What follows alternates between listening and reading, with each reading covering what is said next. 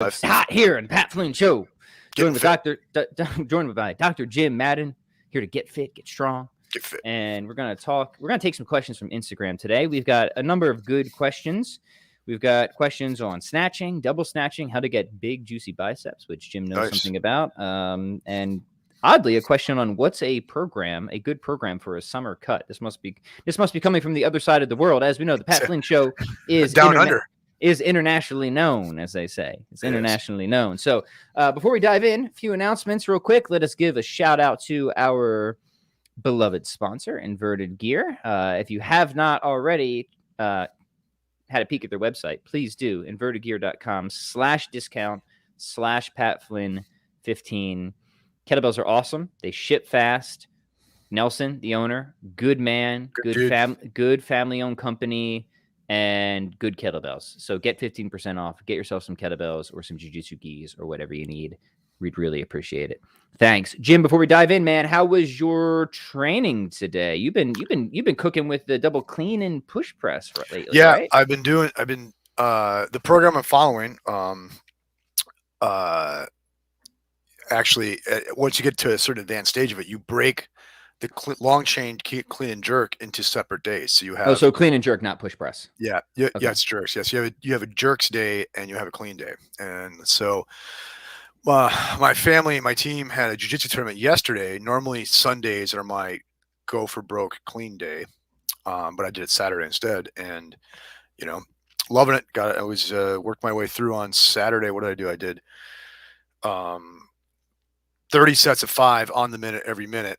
Right, one set every minute for 30 minutes, right? Of 5 every minute with double 32-kilogram kettlebells, and passed the talk test the entire time. Just cooking with chill, gas, my friend. Ding, ding. Yeah, then went for a 30-minute easy jog at the end of that, and easy, never out of breath the whole time. Yeah. So the idea here, this is this based off of Pavel's strong endurance work? Yeah, it's his. And I don't mean to give away the program, and I encourage people. Although we have no financial arrangement with Pavel, he doesn't. Yeah, but Pavel's awesome, so we're going to. Pavel's awesome, and frankly, he doesn't need us to sell his program. right. I think he's doing all right. Yeah. Yeah, I think he's doing all right. Mm-hmm. Anyway, so he has a program for grapplers. When I saw that, I'm like, well, I must try this, right? Mm-hmm. And it's basically the A+A strength endurance, strength aerobics they call it, from Strong First, in a basic, like, nice, neat 2-day-a-week package for grapplers. Yeah, nice. And there's a 3-day-a-week. There's a 2-day version. You can do swings and get up version, or you can do clean and jerk version. Does he give a push press option, or is it specifically jerks?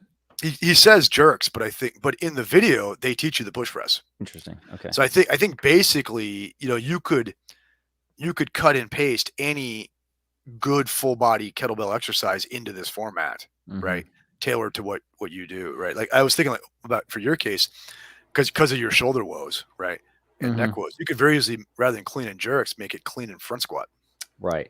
Yeah. Well, interesting enough. I mean, so push press and jerk feel fine. The ballistic overhead stuff feels actually pretty good. Yeah. It's the higher rep, heavier pressing that doesn't give me pain, but like I just can't back out of the driveway for the next 2 weeks. Yeah. You know what I mean? Like the sternocleidomastoid, everybody's favorite thing. Like it just gets so freaking stiff and tight.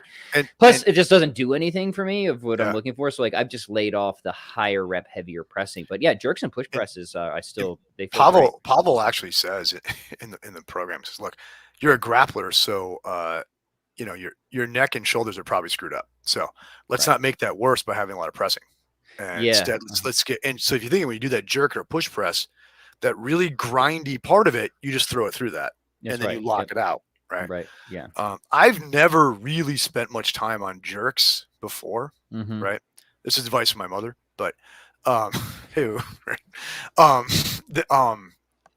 But I have to say I've really enjoyed doing that, especially now that I've got to the point of the program where I have a day where I'm just doing jerks against the clock, pretty high volume. I like that. Yeah, I love jerks. I encourage people to learn them. Like I get it, the push press is more accessible, but like let's be honest, like you're not learning a piano sonata from scratch. It's not that technical, right? Exactly. It's not that technical. Especially for a grappler. Like if you can learn to catch an armbar from your back, you can learn the kettlebell jerk. You can learn the jerk, right? And and like that's a good thing. I think like it's kind of odd, right? That people have like not wanted to learn more technical movements in exercise. Like I get like lowering barriers to entry, and especially when it comes to certain populations and high reps, we do want stuff that will hold up well under fatigue. But at the same time, people aren't babies, right? Like you can learn this exercise, and you can learn it how to maintain poise under pressure. It's not that complicated. Yes, it's going to take a little bit longer to learn than some other things, but at the end of the day, it's still like, unless you're like going to be a high level competitor, I would still classify it as like something that's relatively low skill, right? Yeah, exactly. Right. And one thing I've noticed in doing this program is on the jerk day, you know, when you get under it to catch it, there's a little squat coming out of that. Yeah. So you start to get some pretty serious like squat. I mean, not depth, but there's a lower body engagement there that's not there on your regular pressing stuff. For sure. And so I kind of get what he's up to there. Right? Yeah, I've got, for anybody, I know I have some old jerk and push press tutorials on my YouTube channel. If anyone wants to start going through that stuff. Yeah, they are very useful, good exercises, and I like that because you're getting that sweet power element, that explosive, full body, ballistic. So you kind of get that boom, boom, that spike, and then you, like any good martial artist has to learn to do, control your breathing, right? Yep, control your breathing. And let me tell you, like my ability to control my breath has many times compensated for my lack of technical ability of martial arts, right? Yes. Just because I've better been able to just keep calm under pressure, control my breathing, and just outwork somebody, and where they gas out, even if they were technically better than me. And that's something the great master Sam always impressed on me. He's like, look, you're going to lose matches because somebody's just technically better than you. But he's like, I do not want you losing matches because they're better conditioned than you. Yeah. Right. Or because you lost control. Right. Yeah, and that's about your breath. Right. Yeah. I have a friend of mine that I'm coaching, and I help coach, and I'd really gotten onto him leading up to a tournament yesterday about when you get in trouble, you got to quit losing your stuff, and you got to like get your breath control, and literally in through the nose, out through the mouth, like get that level of control of your breath. And I was so proud yesterday. He got in a tough spot, and he pulled himself back in and like got his breath control and got an escape. It's pretty. Hey, look who it is, Sam. We were just mentioning you, Sam. If you're around, literally right now, I'll send you a link if you want to hop on the podcast. Hop on, man. You know where to message me, Sam. We kind of got on a kettlebell and martial arts thing right now, so yeah. He probably already tuned us out, but that'd be a very Sam-like thing to do. He has a real job. Yeah, see if we bring. Yeah, we'll see if we can. Yeah. If Sam is welcome to come on, it'd be good to have you. Yeah, good stuff. Yeah. And so I noticed Robbie McWorth has Jim any kettlebell specific exercise training tips for BJJ, right? For example, which exercises to focus on, or what type of pairing, Metcon, anti-glycemic, strength, endurance, etc. Okay, and so one, I do have a program through my website specifically, which is like how I had come to train with BJJ in mind with kettlebells, right? It's a Turkish get up, pull up, and sprint based program, right? And I'll say this now I've been doing Pavel's own BJJ program, and I find it's very much, I'm not doing the same thing as Pavel, and I think Pavel's probably doing it better, right? But at thrice the price. Okay. But it's a confirmation of much of the stuff that I'm doing. Pavel is doing too in his program. And in general, I don't like a lot of Metcon kind of stuff, right? I don't like a lot of anaerobic training. I get plenty of that on the mat, right? I get to redline the engine on the mat plenty, right? I don't need to do that off the mat. I mostly need to recover from that off the mat. Look who it is. Tom, good to have you, sir. Excellent. What a surprise. What a good surprise. Still getting set up here. Yeah. It's fun. It's like live radio, just bringing people on. Yeah, bring people on, yeah. What's up, guys? Doing well. How you doing, man? Did you hear us talking about you? Is that what? Yeah, I was just perusing the Facebook, and I saw you, lovely gentleman, and I did. Yeah, well, I don't know if you even remember saying this to me, Sam, but it's something that like always stuck with me. It's kind of one of those funny things about life where people will say to me, Pat, you said this thing and it always stuck with me. And I'll have no recollection of ever saying it, right? So this is probably Sam's case. But probably like my freshman year of college, that's when I first met Sam because he was my coach, right, in Taekwondo. You said not just to me, but all the young kids right at the time. You're going to lose matches because somebody's just technically better than you. But I don't ever want you losing matches because somebody's better conditioned than you or they have better control. And then of course you proceeded to whip the shit out of all of us, right? But that stuck with me, man. That's always something I've returned to, right? Mm-hmm. So yeah, kudos. Thank you for that. Can you hear us? I don't think he hears us.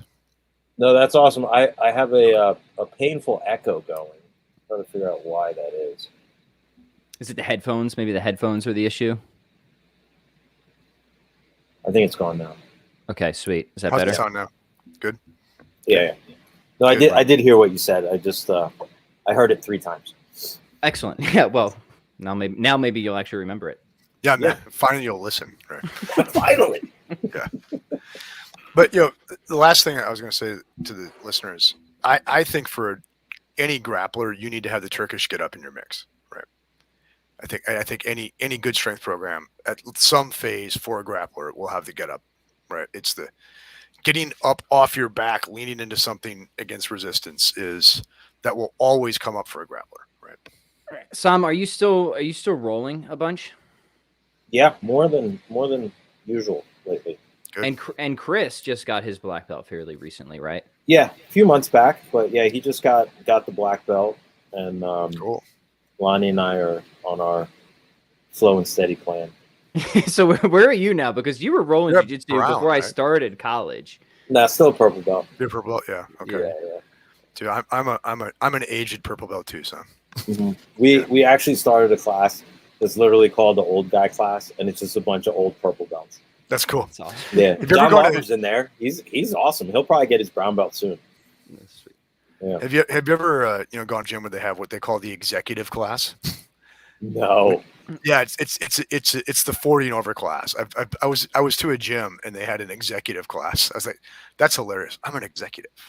I think that you might see that on the Dragon Gym schedule soon. Yeah, exactly, executive. Right. Yeah. So I want to get some perspective here, Sam, because I'm pretty sure when we first met, which was well over a decade now, you were already a blue belt. So this is the real slow and steady plan, isn't it? Yeah. Which but let's make sure we get the right accomplishments out, because you're what, 6th or 7th in Taekwondo? 6th Dan. 6th in Taekwondo. 6th Dan in Taekwondo. And there. I mean, to be fair, I had probably like a 5-year gap in jiu-jitsu training, like consistent jiu-jitsu training. Speaking of, wife just framed the old black belt certificate from the Dragon Gym. Oh, so nice. Is actually going to show off my one martial art accomplishment at some point here. Yep. That's awesome. So what do you, Jim and I were just kind of talking about our current training, because I don't know if I told you, Sam, but finally we got the kids rolling, doing jiu-jitsu, back to that now. What are you doing these days in the old lifting program? my older one is doing jiu-jitsu. She did her first tournament over the weekend. Nice. And I mean, she lost, but I was very proud of her that, first time competing in anything. Yeah. Let alone jiu-jitsu. How old is she, Sam? She's 7. 7, cool. And just she was the youngest one there. Kind of just got smashed by like a 10-ish-year-old girl, and the lesson she learned was like she was actually legitimately scared, being on the bottom and like just the shoulder pressure in the face, and she was a little upset, but she stuck it out and didn't give up and stayed, to support all her friends and training partners for the rest of the tournament. And, she got the lesson in courage comes from fear. It's not the absence of it. So it was good. Nice. My daughter had a tournament yesterday too. Yeah, so nice. It's cool. Nice. Yeah. And but my daughter's 17 and she's a blue belt, right? Okay. And at the tournament, you know how small tournaments go. the weight class, even the belt rank is you're going to get who you get thrown in a bracket with, right? If you want matches, right? And so she got, and by the way, I'm not in any way talking smack, okay, right? But she got with a very accomplished woman purple belt for her first match, right? So this was a and Martha's 17-year-old blue belt, and Martha beat her. Yeah, it was a huge She just got out there, and I mean, in fairness, I think the other gal kind of took her lightly, right? And then Martha went out there and she did her thing, did fundamental jiu-jitsu, right? And then in Nogi, she got that same gal again, and that woman beat her, right? Sure. But didn't sub her. Like Martha got out of the match, right? And so, and I'm not taking anything away from that. That is a wonderful human being, but it was a really great moment for Martha to really step it up. Yeah. 3 cheers for Martha for sure. Yeah. And one of my, 4 of my kids were in the tournament, and my son Jack, there's a kid that these guys have been going back and forth for years. Jack's 13. They've probably been going back and forth for 3 years, right? And so Jack beat this kid a bunch of times, and like he trained to beat Jack, right? Like we know his coach, and like they had like the anti-Jack thing, right? Okay. Yeah. He came back last time they met, and he beat Jack 3 times, right? And then this tournament, Jack had trained up, and at the end of match 1, that guy's up 2-0, and Jack takes his back and runs out of time before he gets his hook in and loses the match. It was like it was an awesome match, right? So then they have another match in the bracket. That same bracket was a small bracket, and that guy beats Jack with like a Kimura, like straight up, right? Yeah. And they meet in Nogi, and Jack Kimura'd him.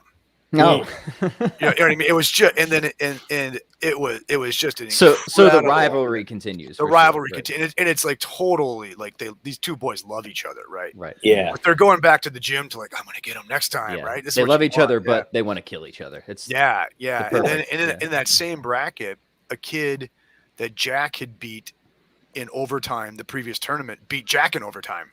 In the fun. Yeah, it was awesome. It was just great to see all around young people doing martial arts for what it is. Yeah. Right.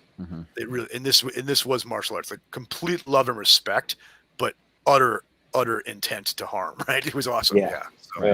So Sam, what are you doing? Because Jim and I were just talking about just supplementary training. What are you doing in the gym these days?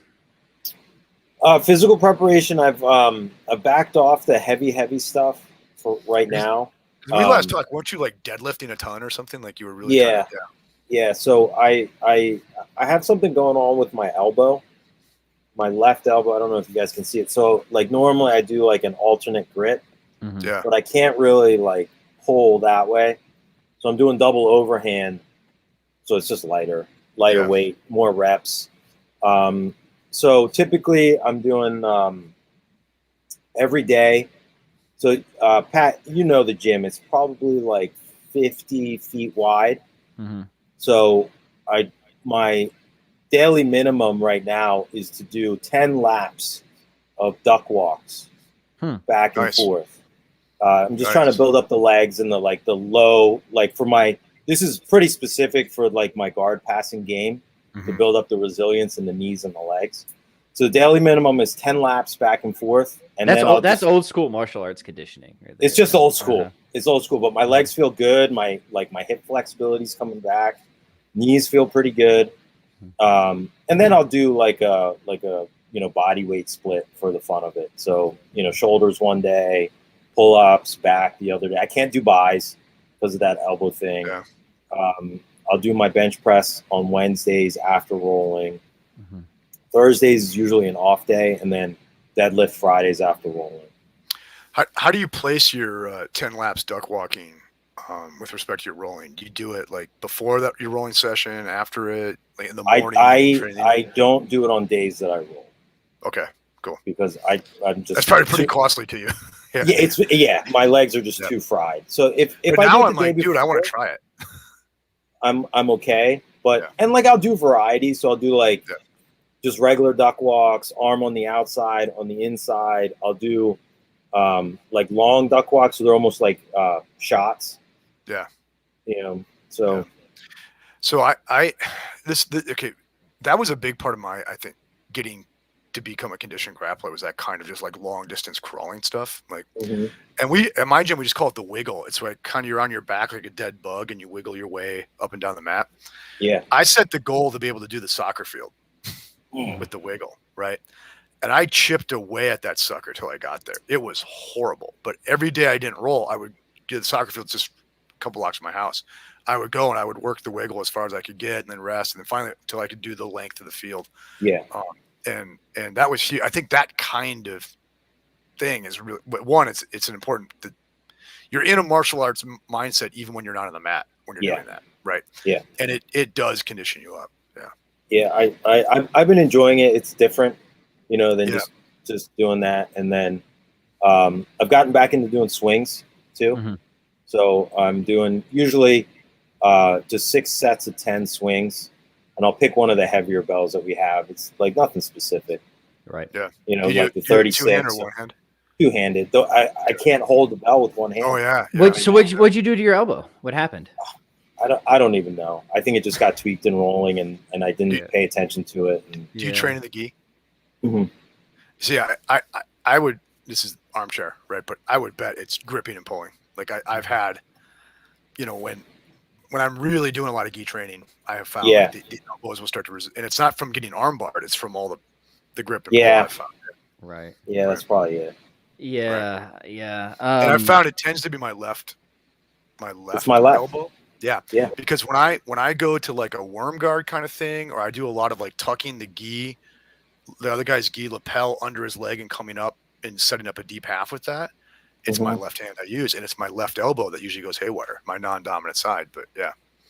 Jim, what are you doing any additional mobility work for your joints? Yeah. Tons. What are you doing? It's a moving target, and depending on like what's been hurting lately, right? Right. Yeah.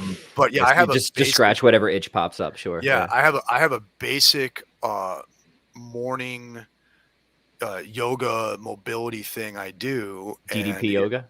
Yeah, not quite. I'm not cutting off circulation, and I'll get on kicks if my neck's been bothering me. Well, it'll be like a lot of that'll be neck work, and then that seems to get corrected, and I kind of like just without planning it, kind of just flow into natural other body parts that I emphasize. So it's sort of a moving target, but I do, especially at my advanced age, right? Find I get out of bed, and that's got to be a part of my morning routine. So I do work on stuff, yeah. Yeah, but I'm always working on my neck. I'm always working my elbow, and I'm always working my hips.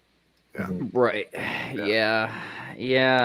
There were a number of years where at the Dragon Gym we weren't particularly interested in warming up. Yeah. Can't get away with that so much anymore. No. Well, it's Brian's fault, man. Brian would always be like, "How you gonna get warmed up when you get punched in the face?" Yeah. It's just like, well, I for a long time didn't need to stretch. I have to stretch every day. Yeah. Every day it's frogs and Cossacks and straddles and Oh man, the frog! I'll get me some frog. That's the way to go. Yeah. And I don't do it so much to get ready to roll. Like I kind of just ease into the roll. I find like a non-moron to roll with first, like another old guy, right? Yeah. Right, and ease in. For me, it's morning after stuff. Mm-hmm. It's got to be, yeah.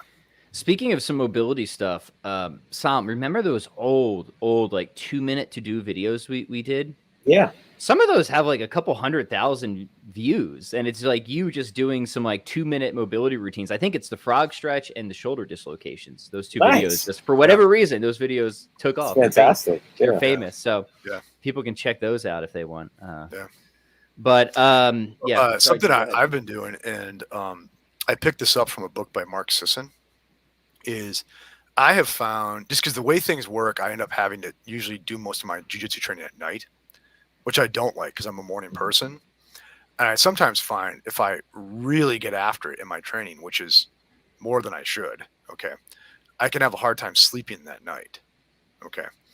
And I've started doing this thing where I'll just go to a quiet part of the gym before I leave, just and put a towel down because I'm a sweaty mess, right? And put my feet up and just close my eyes and breathe for 10 minutes. I guess you could call it meditation. You could call it a nap, whatever, right? So it's sort of an inversion because you have your feet up. Yeah, I put my feet. I think it's because like getting blood flow back, right, through the body, and just in through the nose, out through the mouth, in through the nose, out through the mouth. And I just set a timer on my phone. Just get 10 minutes of that. And the young guys think I'm like all spooky old man, which I am, right? But I find when I do that, I go home. The sleep thing happens much more easily, and it seems like just overall recovery goes better, right? And when you've redlined the engine, you're like, oh shit, it was fun, but that's going to probably have downstream consequences. I'm all pumped up now. I got to go home, go to bed. I'll just find that quiet corner of the gym, even like cover my eyes, right, and just chill with my feet up for 10 minutes. Yeah. So, Jim, are you for both Jim and Sam? Are you guys lifting on the days you're rolling or no? Do you want to go first, Sam? Yeah, I am. Yeah, I'm always lifting after now. I can't do it before.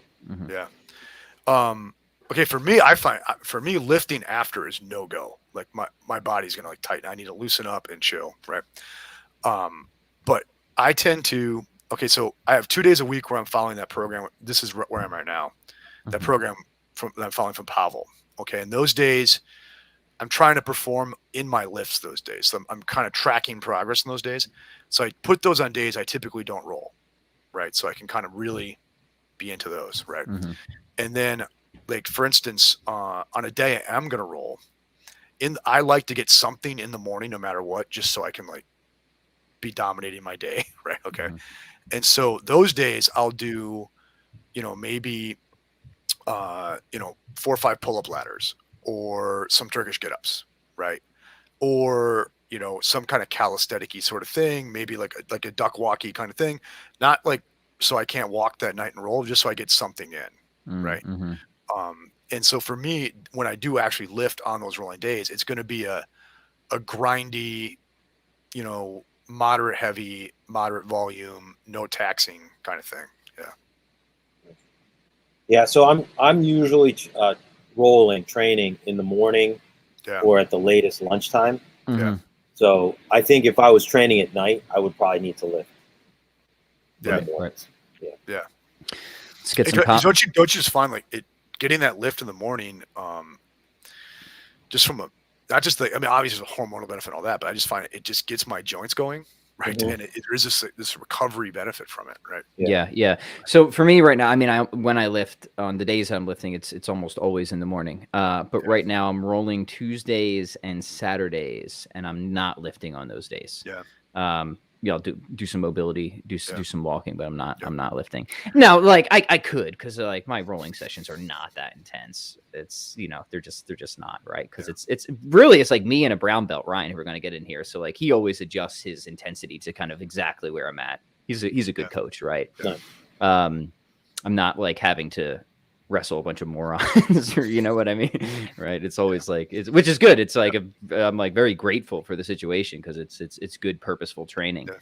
So like tonight I'll probably get after it tonight. Well, let me see tonight, because like there was just a tournament this weekend, so who knows? But like normally on a Monday night I would really get after it, and then tomorrow morning I'll do a bunch of like moderately heavy Turkish get-ups, right? Which will really, really bring me back recovery-wise. I'll find. Yeah. Cool. Let's do some comments here. George just says, grappling from a young age builds some real strength. Good on all of you for giving your kids the opportunity to participate in it. I'm glad my parents did it when I was young. Yeah, cheers, man. I'm super happy. Our kids, we've got 2 in it now, Roan and Mira. Roan's 8, Mira's 6. And they love it. They love it. We'll definitely get the other 2 in. Is Greer like super into it, Sam? I wouldn't say that she's super into it, but I feel like that. I feel like that'll kind of be Isla, and like Mira. I mean, my kids, right? Mira is like obsessed with it now. Like she is like, she's the natural athlete of the family. I never was. Christine's naturally athletic. Roan's more like me, slow athletic learner, let's say, right? So he's like, he likes it, he really does like it, but Mira, she loves it, right? Yeah, I will say that the Taekwondo wasn't good for her personality. I think it was too structured. For Mira? No, for my daughter. Oh, for your daughter, yeah. Yeah, so she definitely enjoys the jiu-jitsu more. the physicality of it.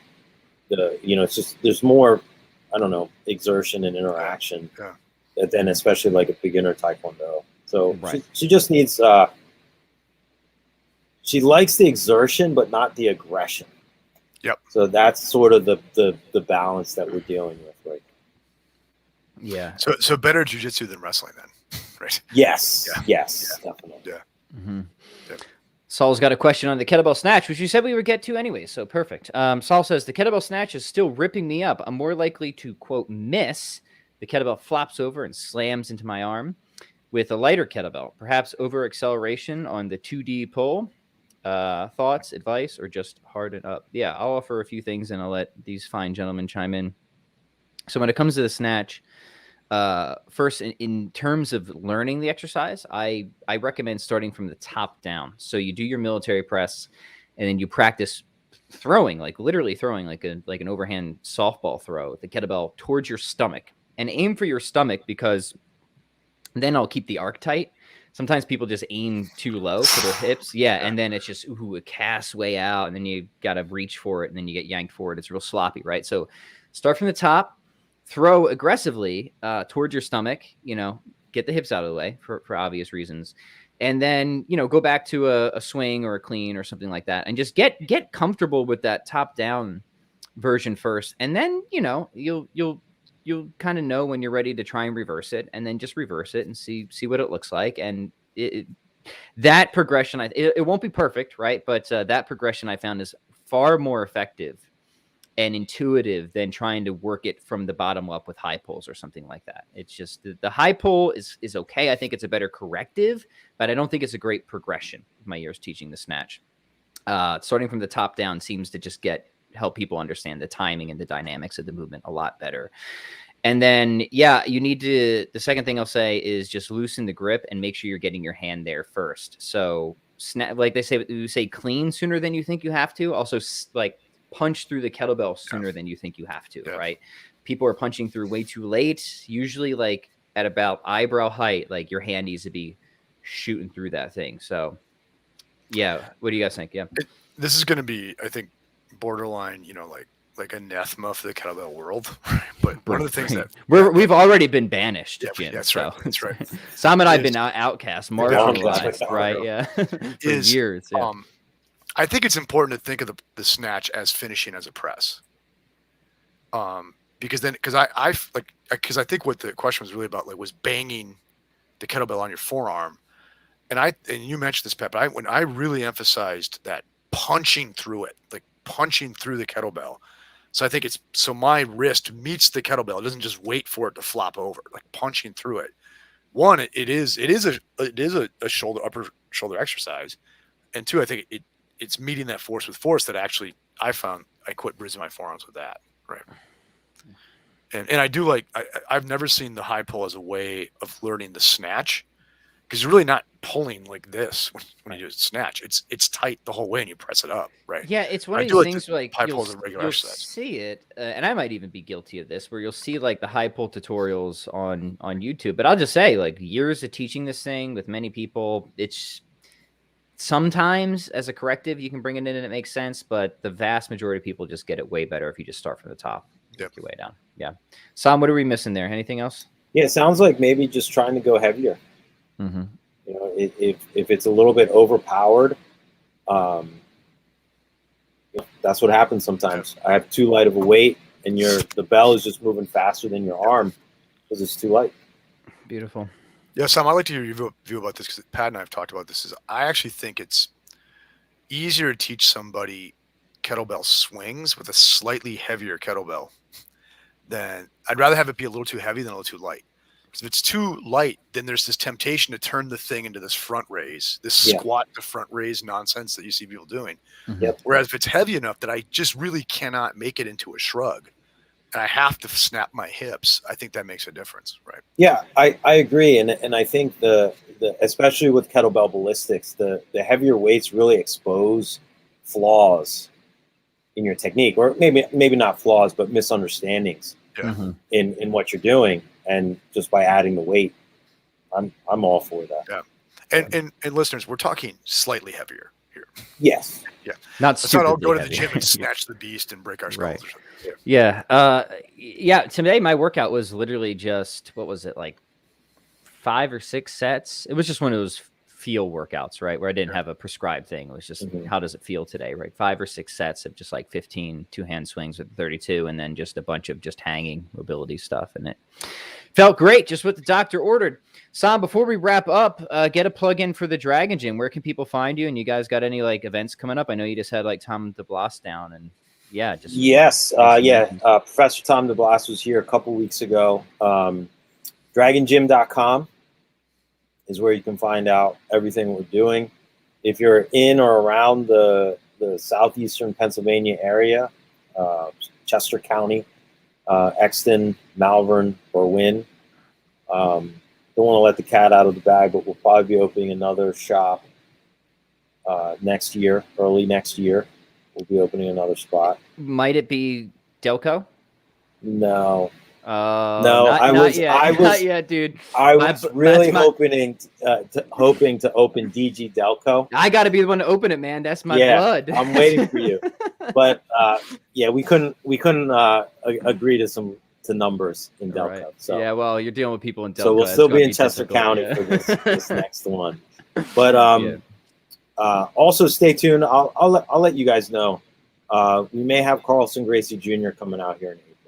Nice. Well, this has been fun. We're gonna drag Sam back here on the stream more often. So if you're in the southeastern PA area, the original mothership, the Dragon Gym, the original, the OG mothership, get down there. Has the famous parking lot from those years and years of exercise videos. You just can't miss it.